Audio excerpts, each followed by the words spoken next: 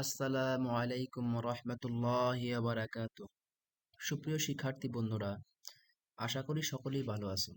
আলহামদুলিল্লাহ, আল্লাহর অশেষ দয়ায় আমিও ভালো আছি। আজকে আমরা ইংরেজি 7 দিনের নাম এবং 6টি ঋতু সম্পর্কে জানব।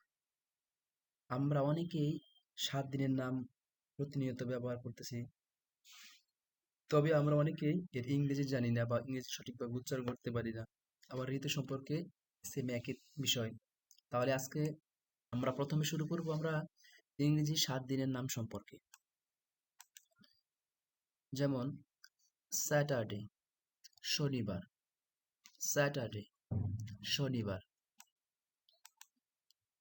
সানডে রবিবার, সানডে রবিবার। মানডে সোমবার, মানডে সোমবার।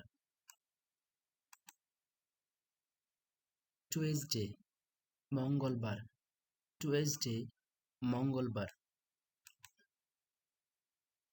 ওয়েনসডে বুধবার, ওয়েনসডে বুধবার। আমরা এটাকে ওয়েডনেসডে পড়বো না, এটাকে আমরা কি পড়বো? ওয়েনসডে বুধবার। থার্সডে বৃহস্পতিবার, থার্সডে বৃহস্পতিবার। ফ্রাইডে শুক্রবার, ফ্রাইডে শুক্রবার। এখন আমরা আলোচনা করব ঋতু সম্পর্কে। প্রথমে আমরা শিখব যে সামার গ্রীষ্মকাল, সামার গ্রীষ্মকাল।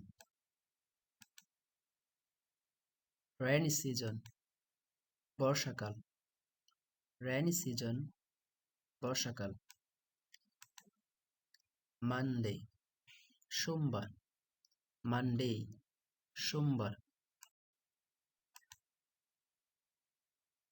ডিউই সিজন হেমন্তকাল, ডিউই সিজন হেমন্তকাল। উইন্টার শীতকাল, উইন্টার শীতকাল।